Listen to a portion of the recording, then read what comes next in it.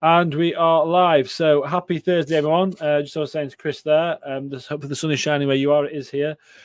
So we've got Chris Power on the call today. Chris is kind of taken 20 minutes out of his day to discuss and talk about his experience having worked with me so far in the 1%. By my account, Chris has absolutely smashed it and is continuing to, but I want you to hear from the horse's mouth and let Chris explain his journey so far. Before we jump off into that, Chris, do you want to introduce yourself, who you are, what do you do? Hi, yeah, I'm Chris Power, and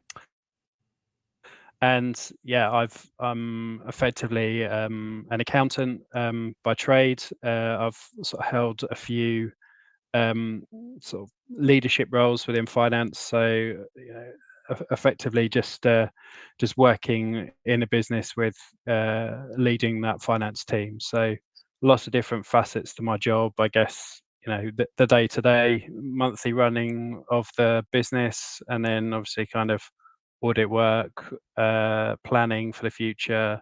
So lots of different kind of elements of finance that I look after. And then also a busy family life as well, right?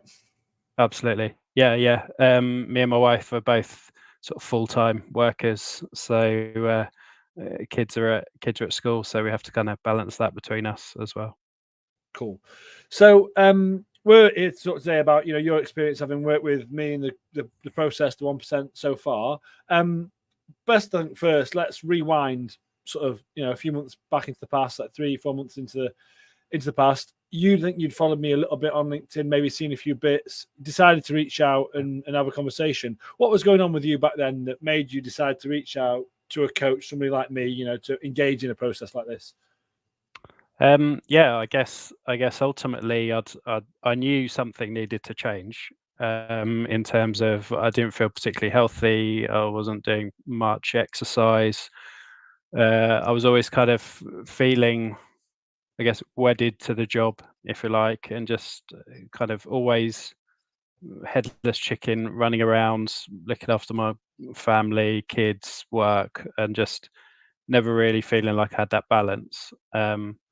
And from my perspective, I think that really impacted my kind of own physical health, as well as sort of mental health as well. And yeah, I guess seeing a couple of your posts and some of these kind of interviews and videos and stuff online, it sort of gave me the sort of feeling that I need to do something about it. And I think the most important thing for me was I didn't really know where to start. I knew something had to change. I wanted to feel healthier. I wanted to feel like a little bit more on top of things. But I guess that seemed like a big ask at the time. And where do you actually start to sort of make a plan and improve was the bit that I was struggling with, really. And I think, not to be where you were, Chris, that's a very common narrative with the gents I work with, but also just in general. Right? I think there's lots of guys out there who work on the face of it, papers going pretty well, pretty successful, got wife, kids, all that. But there's so many moving parts in life. Often your own self, like you, the real you, kind of goes down the pecking order. And so then physically not in a good space, that puts your headspace not in a great spot, feeling a bit overwhelmed with everything you've got going on. And because there's so many moving parts, be that with family, with kids, with work, with social, with supporting your wife, all of that, like it's hard to work out where to start and where to sort of draw the line and what you need to do. And then maybe sometimes as well, historically within that, having had modes of operation that you've tried historically in the past with yourself, which kind of might have worked when you were 20 with no kids and young, but like just doesn't apply now. So it's like, well, what do I do? Where do I start? I know consciously I need to do something, but I can't quite see what I need to do. And this sort of like, I think I know what I need to do and I'll commit to doing it, but then I don't do it. And why don't I do it? And that just sort of running on loop. Does that sound sort of about right? Yeah, absolutely. And I think also, if I think about sort of weight loss and exercise, it was always kind of hit it hard and try and do it, and it always seemed to be quite short-lived. So I never found anything that I did. I may have achieved results in the past, but they were never sustainable, and invariably I kind of sort of moved back to the middle. And so yeah, just didn't keep it going. Yeah, it's like that kind of whack-a-mole game, isn't it? Like you sort of you sort of one bit, and it's that's good, then something else pops up. Because in my experience, right. that is life. Life's constantly going to be prodding you and poking you and sort of doing that, and then you feel like you can get traction on yourself for a little bit, and then it kind of falls over because life, the universe has got in the way, right? Absolutely, yeah. So then, by all accounts, lots going on, busy, hectic, feeling like you can't quite see the wood for the trees, and not knowing like where to start. I think that's the key part. Like, I know I need to do something, but what is I need to do? Well, let's sort of jump from that place where you were to sort of where we are today. You decided, we had a conversation. You decided we want to move forward. We decided to work together. You've now come through the process, and actually, to be transparent, you continue to work on us in the follow-on program, right? And again, I all accounts, I still continue to smash it, Chris. But as we sit here today, what have been your key achievements and successes so far, having come through the process? Yeah, I think well, ultimately, I've lost some weight. I've I've started that journey. I'm not where I want to be, but I think it's definitely started. And I think, yeah, sort of the key achievements is that I've actually now feel like I know what levers are there to pull, in terms of what I need to do. Whereas before, I think it was just like, we'll just eat better or just exercise more, and it was kind of, but what does that actually mean? And so now I kind of know what that means. I guess I've learned a lot more about my own sort of physical health and mental health over that as well. So you kind of know how things might impact you. Um, and I guess, yeah, I've probably achieved a more balanced view. And certainly, through the program, I've probably put all of the stuff that relates to myself, my own sort of health and physical well-being is a lot more higher up in my priorities than it probably was before. So, I'm waking up every day thinking, right, what can I do to kind of better my physical health, rather than another day has passed and I've done nothing. Yeah, and I think that headspace, the last that you just described there, I think that can be very common, but it's become quite insidious, because it's like you make those commitments. Oh, I'm going to do something. You wake up, tomorrow, but that's like a commitment to yourself that you're not keeping. And if there's quite a few of those scattered throughout your day and week, in isolation, one, it's not the end of the world. But if there's a lot of that breeds quite like a sort of insecure, sort of low self-esteem place. But now what you're talking about there now, in the state that you are in, is waking up, having ownership, looking at what you need to do, acting on it and doing it. And if something's not worked, it's not, oh, that's it then. It's, no, well, let's stop and reflect and see what can we do. And I think that's more empowered. And I think, like, look, like you've dropped like about 7 odd kilos thus far, and I know there's more you want to do. But the key part there, I think, Chris, is what you were describing, is you being in control of that. It's not some weird process that, it's, oh my God, I've got to follow this mad thing. Like you're fundamentally in control of those levers that you need to pull, right? Yeah, absolutely. And I think some of them were almost very obvious to me, but I'd kind of forgotten them. So I think that's what I liked about the program, that it kind of reinvigorated some of those things that we always hear. We hear about them every day, about things that we need to do, yet they don't really stick sometimes. And so it's making sure that they do, and then building on that. And what do you think's enabled you to ensure that these fundamental habits, around exercise, nutrition, mindset, what's facilitated your ability to be able to make sure that they are sticky and they do maintain, and you are able to keep on top of them, and you are consistent? Like what's helped that? I think it's just that not having that big bang approach that I used to have. It's kind of, I guess it's very targeted in a sense that it's very, it's not, well, I need to eat better or I need to exercise more. It's right, what are we going to do? So you have sort of defined things that you need to do each day or think about. But similarly, those aren't overwhelming in their own kind of right. So it's very much, you know, the old adage, a long journey starts with the first step. It's like, it is looking at the steps, and then eventually you kind of find that you've travelled quite far. And I think each step that you take kind of builds your confidence or motivation.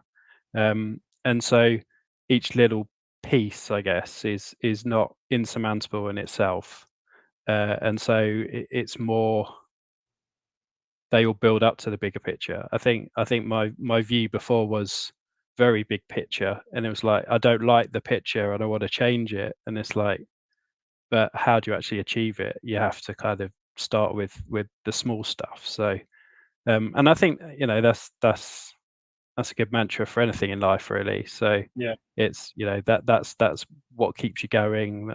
That's what you do on a sort of day-to-day basis, and then in your career, in your life, or whatever, then you look back over a period of years and you think, yeah, but I achieved it. But ultimately, you're having to live the day-to-day of doing that, and But I think that's why it's been a lot easier to do, because you are focusing on just those sort of little points that you can do each time.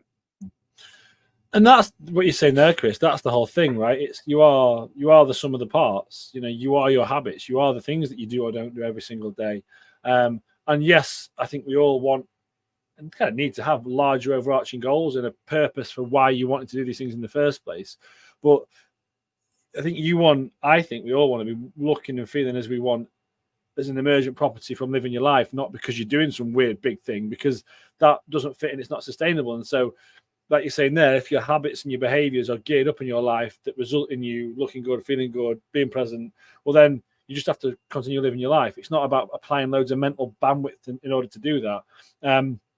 And then being able to be resilient in amongst that as well, because as life does test you, it's not, well, I do these set things perfectly every day and that's it. Well, if that's the attitude, then that's going to fall over pretty much after day one, right? And so being able to, I guess, have some resilience and slack within the system to facilitate the vicissitudes of life and work as they come. Yeah, absolutely. And I think because it's small, sometimes you go a little bit off base on things. I'm not the zen-master of all these things at this point, and so every day you're thinking about what can I do, but some days none of those things happen. But that doesn't mean that the next day you can't start again with the small stuff, and that will build motivation again. What would you say, having come through the process so far, has been like the most surprising part, or if there has been a sort of surprising element to the process? This will sort of show my ignorance, I guess. But the surprising part is that I wasn't the only one that felt like this. A lot of people were in the same boat, and you start talking to a lot of other people on the program, and you kind of think, actually, they're struggling with these bits that I'm not struggling with, and I can give them more guidance there, or they can give me more guidance on other pieces that I'm struggling with. But there were so many times where I've kind of listened to others and just thought I was going to write that or I was going to say that, and I think that was the most surprising bit, because at the start you're just thinking, this is something that is very personal to me, if you like, and actually you sort of realise that while it is a personal journey, it's very similar to a lot of other people. Yeah, I think that's a really, really insightful thing to come out of this, Chris, because it's true. I think when you, as in you, us, have problems and things, we often have quite an egocentric sort of viewpoint as to how these things apply to us. It's like, well, it's just me and no one else feels like this, and my life's the most complicated. And I'm not saying that in a belittling way, it's just often what we think. But then we take a step back and you go in the process, there's a group, there's others there. You go, oh, bloody hell, there's loads of other guys there that find this just as hard as I do, and find what I might beat myself up to be sort of smaller, purer. They find that tricky as well, and they need help and support to make that happen. And I think that becomes quite reassuring, because it's not like we're sitting around having a pity party, but it's on the flip. It's also recognizing that some of these problems that I thought were unique to me aren't, and there's resolutions to them. And when you see others working through that, I think it becomes like it's empowering, right? Because it's not just you versus the world, but then you realize it is more than achievable, and that kind of shared, I guess, at least shared challenge, but then that shared purpose around overcoming those challenges becomes quite powerful, I think. Yeah, absolutely. And I think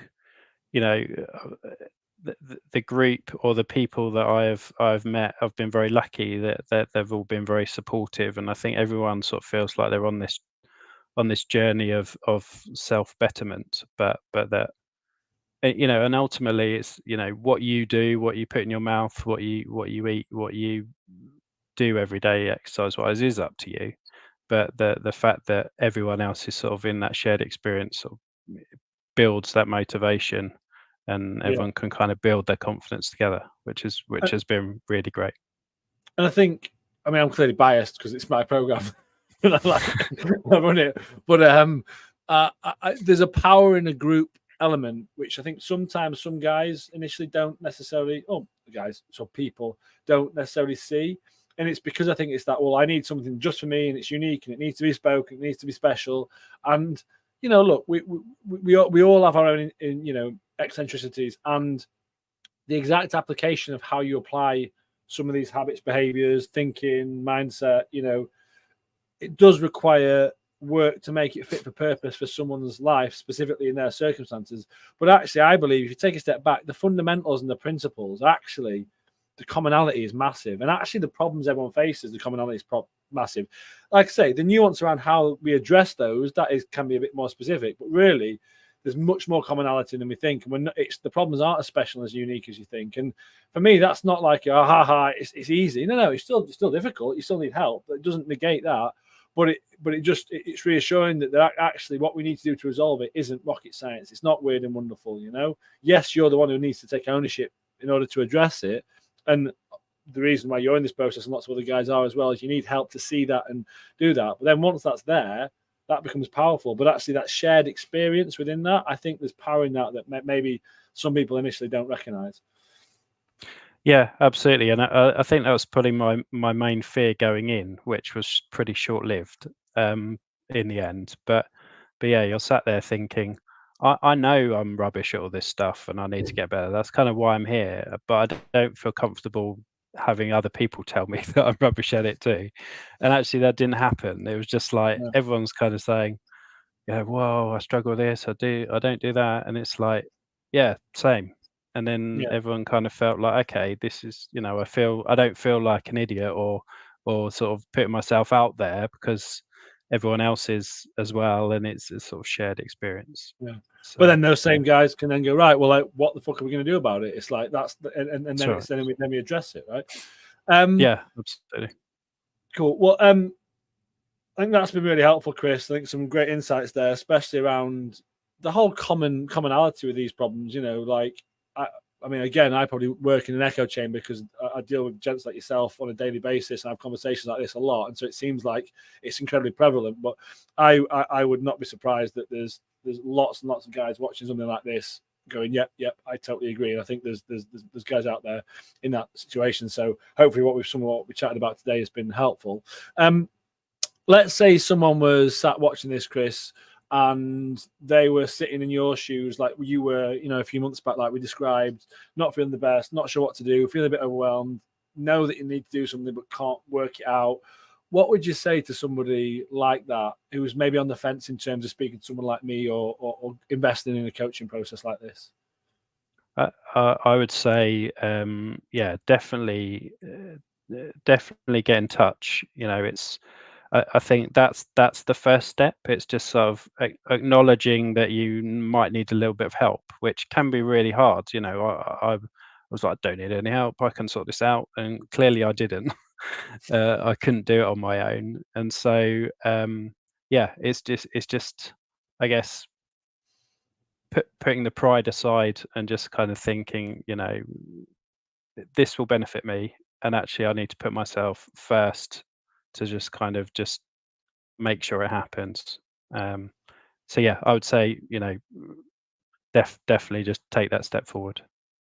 Awesome, thank you. And that's the bit you just said there about putting yourself first. I think, again, guys in our situations got either a business to run, a senior role, lots on with them from a work perspective. You've got a family to support, you've got a missus, you've got kids, and you can feel like, well, is it selfish me doing some stuff for me? But actually, putting yourself up the pecking order first and taking care of yourself first, I'd say it's selfless, because if you're running yourself into the floor, you're not feeling happy, you're all over the place physically, mentally, you're not feeling good. Well, then you're a diluted version of you for everyone else. And although that comes from a well-intentioned place because you want to support and provide, actually the net result is you put yourself in the floor. And what you just described there, it's flipping it on its head and going, well, if I put my oxygen mask on first, I'm better able to take care of everyone else, including myself, right?